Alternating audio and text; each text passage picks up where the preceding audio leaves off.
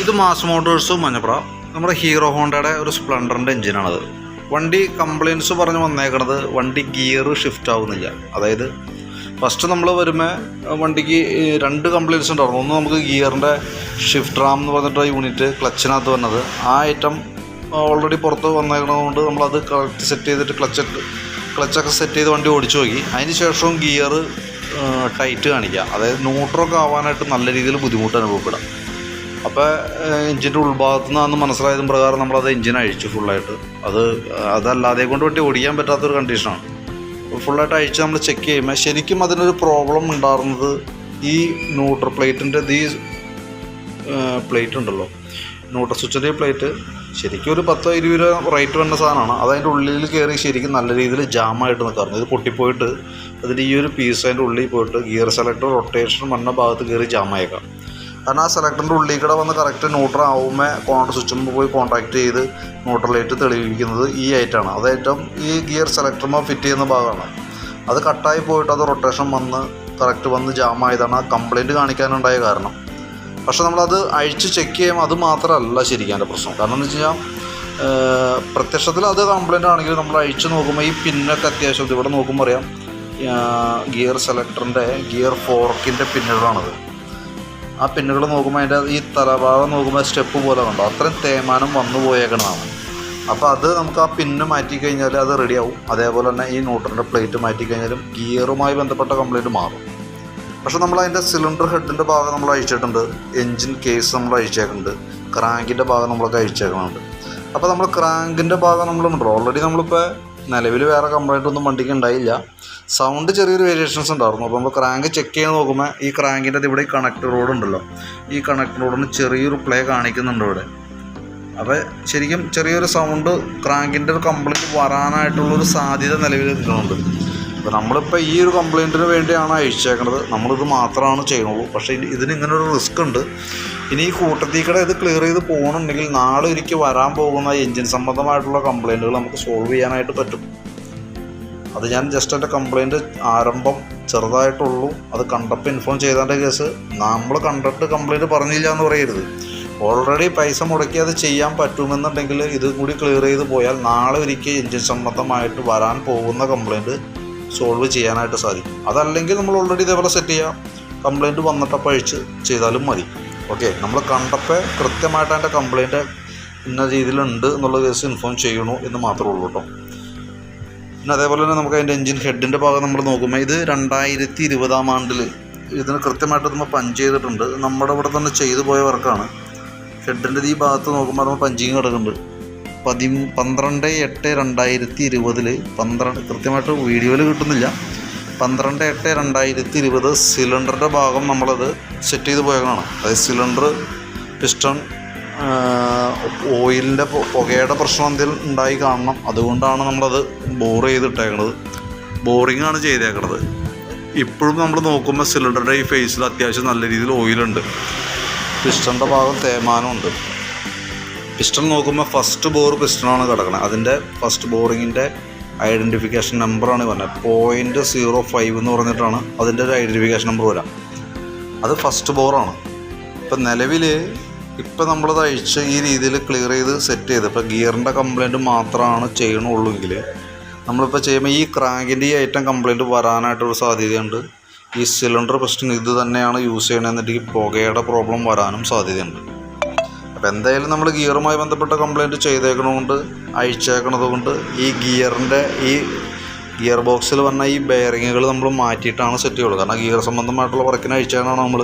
അപ്പോൾ നമ്മൾ ആ ബെയറിങ്ങിൻ്റെ ഭാഗം കൂടി ക്ലിയർ ചെയ്തിട്ട് നമ്മൾ റീസെറ്റ് ചെയ്യണം. പിന്നെയെന്ന് പറഞ്ഞാൽ നമുക്ക് ഗിയറിൻ്റെ വീലുകൾ ചെക്ക് ചെയ്യുന്ന സമയത്ത് 4ാമത്തെ ഗിയർ ഇതിനകത്ത് നോക്കുമ്പോൾ വീഡിയോയിൽ കൃത്യമായിട്ട് കിട്ടുമെന്നുള്ളത് അറിയില്ല. ഈ ഓരോ പല്ലിൻ്റെ ഇടയിൽക്കൂടെയും ചെക്ക് ചെയ്യുമ്പോൾ 4ാമത്തെ ഗിയറിൻ്റെ വീലുകൾ അത്യാവശ്യം നല്ല രീതിയിൽ തന്നെ തേയ്മാനമുണ്ട്. അതിനകത്ത് ഈ ഒരു വീലിനാണ് തേയ്മാനം. പക്ഷെ അത് മാറ്റുന്നുണ്ടെങ്കിൽ മാറ്റിപ്പോണതാണ് ബെറ്റർ. മാറ്റുന്നുണ്ടെങ്കിൽ ഗിയറിൻ്റെ 4ാമത്തെ ഗിയറിൻ്റെ കൗണ്ടർ ഷാഫ്റ്റിൻ്റെയും മെയിൻ ഷാഫ്റ്റിൻ്റെയും വീലുകൾ ചേഞ്ച് ചെയ്ത് ഇടണം. ഇതല്ലാന്നുണ്ടെങ്കിൽ നമ്മൾ അഴിച്ച് സെറ്റ് ചെയ്തിട്ട് നമ്മൾ വണ്ടി ഓടിക്കുന്ന സമയത്ത് ഒരു മൂളിച്ച സൗണ്ട് വരാനുള്ള സാധ്യത നിലവിലുണ്ട്. വരും എന്ന് യാതൊരു വക ഉറപ്പില്ല. പക്ഷേ ബൈ ചാൻസ് ഇങ്ങനൊരു തേയ്മാനമുള്ള സ്ഥിതിക്ക് സ്വാഭാവികമായിട്ടും ചില കേസിൽ തന്നെ അങ്ങനെ റിപ്പീറ്റ് കംപ്ലയിൻറ്റ് വരാറുണ്ട്. അങ്ങനെ വന്നു കഴിഞ്ഞാൽ ഒന്നോലെ നമ്മൾ രണ്ടാമത് അഴിക്കേണ്ടി വരും, അല്ലെങ്കിൽ ആ രീതിയിൽ തന്നെ നമ്മൾ വണ്ടി ഉപയോഗിക്കേണ്ടി വരും. അപ്പോൾ ഇത് ചെയ്ത് കയറ്റുകയാണെങ്കിൽ അതാണ് ഏറ്റവും ബെറ്റർ. പിന്നെ നമ്മൾ അഴിക്കുന്ന സമയത്ത് ഗ്യാസ്കറ്റുകൾ, പാക്കിങ്ങുകളൊക്കെ നമുക്ക് റീയൂസ് ചെയ്യാൻ പറ്റില്ല. പാക്കിങ്ങൊക്കെ നമ്മൾ മാറ്റണം, ഓയിൽ സീലുകൾ മാറ്റണം, ഓറിങ് കാര്യങ്ങൾ മാറ്റണം. ഓക്കെ, അപ്പോൾ അത്രയും ചെയ്തിട്ട് ആളാണ് നമുക്കത് റീസെറ്റ് ചെയ്യാൻ പറ്റുള്ളൂ. അപ്പം നിലവിൽ ഈ ക്രാങ്ക് ഷാഫ്റ്റും സിലിണ്ടറും എന്തെങ്കിലും ചെയ്യുന്നുണ്ടെങ്കിൽ നമ്മുടെ അടുത്ത് പറയണം. അതനുസരിച്ചിട്ട് നമുക്കത് ആ രീതിയിൽ ക്ലിയർ ചെയ്ത് കയറ്റാം. ഇനി അതല്ല തൽക്കാലം ഇതൊന്നും ചെയ്യണ്ട എന്നാണെങ്കിൽ ഈ രീതിയിൽ തന്നെ കയറ്റാം. പക്ഷെ നമുക്ക് പുക വരാനായിട്ടുള്ളൊരു സാധ്യതയുണ്ട്, എൻജിൻ്റെ സൗണ്ടിൽ വേരിയേഷൻസ് ഉണ്ടാവാനുള്ള സാധ്യതയുണ്ട്, എൻജിൻ്റെ മുഴക്ക സൗണ്ടൊക്കെ ഉണ്ടാവാനായിട്ടുള്ള സാധ്യതയുണ്ട്. അപ്പം നമ്മൾ മുൻകൂട്ടി അറിയിപ്പ് തന്നില്ല എന്ന് പറയരുത്, നമ്മളെ കുറ്റം പറയുകയും ചെയ്യരുത്. പറയാൻ കാരണം എന്ന് വെച്ചാൽ ചില കേസിൽ തന്നെ അങ്ങനെ റിപ്പീറ്റ് നമ്മളിപ്പോൾ ടെക്നീഷ്യന്മാരെ അങ്ങനെ അത് പറയുന്നുണ്ട്. അപ്പോൾ സ്വാഭാവികമായിട്ടും ആ രീതിയിൽ നമ്മൾ കാണുന്ന കംപ്ലയിൻസുകൾ കൃത്യമായിട്ട് പറയും. അതനുസരിച്ചിട്ട് ചെയ്യാമെങ്കിൽ ഓൾറെഡി നമുക്ക് അതനുസരിച്ചിട്ട് വാറണ്ടിയിൽ 1 ഇയർ 1 വർഷത്തെ വാറണ്ടിയിൽ നമ്മളത് ചെയ്തു തരും. ഇനി അതല്ല എന്നുണ്ടെങ്കിൽ നമുക്ക് വേറെ, കാരണം ഇങ്ങനൊരു കംപ്ലയിൻസ് വരാനുള്ള സാധ്യത നിലക്കുന്ന സാധനത്തിൽ നമുക്കൊരു ഗ്യാരണ്ടി ഒന്നും പറയാൻ പറ്റില്ല. ആ വർക്ക് കംപ്ലീറ്റ് ചെയ്തു പോകുകയാണെങ്കിൽ നമുക്ക് ഗ്യാരണ്ടി പറയാൻ പറ്റുള്ളൂ. ഓക്കെ, നമ്മളെന്തെങ്കിലും ആ ലേബർ ചാർജ് പണിക്കാശ് മുടക്കിയിട്ട് ചെയ്യുന്ന വർക്കാണ്.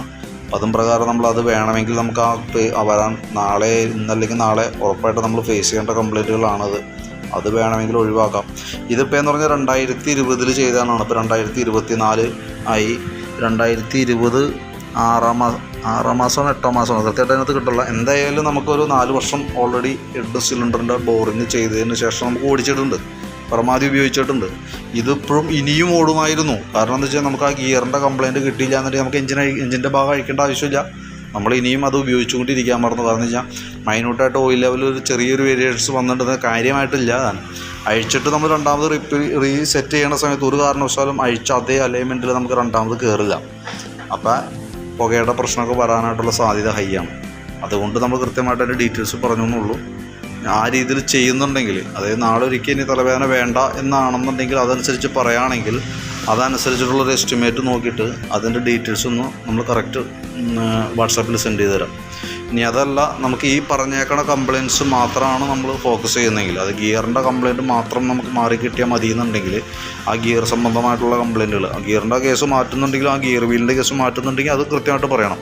ഇനി അതല്ല അതും ആ രീതിയിൽ തന്നെ നിലനിർത്തിയാൽ മതി എന്നുണ്ടെങ്കിൽ അതനുസരിച്ചിട്ടുള്ള എസ്റ്റിമേറ്റും ഞാൻ റെഡിയാക്കിയിട്ട് നാളെ വാട്സാപ്പിനകത്തേക്ക് സെൻഡ് ചെയ്ത് തരാം. അപ്പോൾ കൃത്യമായിട്ട് നമുക്ക് അതിൻ്റെ ഒരു ധാരണ തന്നെ ഏത് രീതിയിലാണ് ചെയ്യേണ്ടതെന്നുള്ളത്. ഓൾറെഡി മറ്റേ ക്രാങ്കും സിലിണ്ടറൊക്കെ റെഡിയാക്കിയിട്ടാണ് കയറണമെന്നുണ്ടെങ്കിൽ നമുക്കൊരു വർഷം വാറണ്ടി നമുക്ക് അതിനകത്ത് നമ്മൾ പറയണുണ്ട്. ആ വാറണ്ടി നമ്മൾ തരും. അല്ലാത്ത കേസിലാണെന്നുണ്ടെങ്കിൽ നമുക്കൊരു അനശ്വരം അങ്ങനെ പറയാൻ പറ്റില്ല. കാരണം എന്താ വെച്ചാൽ കംപ്ലയിൻറ്റ്സ് വരാനായിട്ടുള്ള സാധ്യത കൂടുതലാണ്. കംപ്ലയിൻറ്റ്സ് ഓൾറെഡി ജനറേറ്റ് ചെയ്തിട്ടുണ്ട്. അങ്ങനെയുള്ളൊരു കേസിലൊരു അനശ്വരം നമുക്ക് വാറണ്ടി ഡേയ്സ് പറയാൻ പറ്റില്ല. ഓക്കെ, അപ്പോൾ ഈ പ്രോബ്ലം സോൾവ് ചെയ്താൽ മതി, ആ രീതിയിൽ ചെയ്യാം. ഇനി അതല്ല നാളെ ഒരു കേസും കൂടി നമ്മൾ അറ്റൻഡ് ചെയ്യേണ്ടതെന്നുണ്ടെങ്കിൽ ആ രീതിയിലുള്ള വർക്കും നമുക്ക് ചെയ്യാം. അപ്പോൾ എന്തായാലും വീഡിയോ കണ്ടു കഴിയുമ്പോൾ നോക്കിയിട്ട് ഏത് രീതിയിലാണ് ചെയ്യേണ്ടതെന്നുള്ള കറക്റ്റായിട്ട് ഇൻഫോം ചെയ്യാം. അതനുസരിച്ചിട്ടുള്ള എസ്റ്റിമേറ്റ് നമുക്ക് റെഡിയാക്കാം. എന്തായാലും നമുക്ക് അതിൻ്റേതായിട്ടുള്ള താമസമുണ്ട്. അപ്പോൾ എഞ്ചിൻ സെറ്റ് ചെയ്ത് വരുമ്പോൾ അതിൻ്റേതായ താമസം വരും. അപ്പോൾ ആ ഗ്യാപ്പിൽ നമുക്ക് വേണമെങ്കിൽ ലെയ്ത്ത് വർക്കൊക്കെ ചെയ്തെടുക്കണമെങ്കിൽ ചെയ്തെടുക്കാം. വാറണ്ടി നമുക്ക് 1 ഇയർ കിട്ടും. അതനുസരിച്ച് വേണമെങ്കിൽ ആ രീതിയിൽ ചെയ്യാം. ഇനി അതല്ല ഈ കംപ്ലയിൻറ്റ് മാത്രം ചെയ്താൽ മതി, ആ രീതിയിലും ചെയ്തു തരാം. എന്തായാലും ഇൻഫോം കറക്റ്റായിട്ട് അതിൻ്റെ നമുക്കൊരു ധാരണ തന്നെ. അതനുസരിച്ചിട്ടാണ് നമുക്ക് വർക്ക് കംപ്ലീറ്റ് ചെയ്യാൻ പറ്റുള്ളൂ. ഓക്കെ.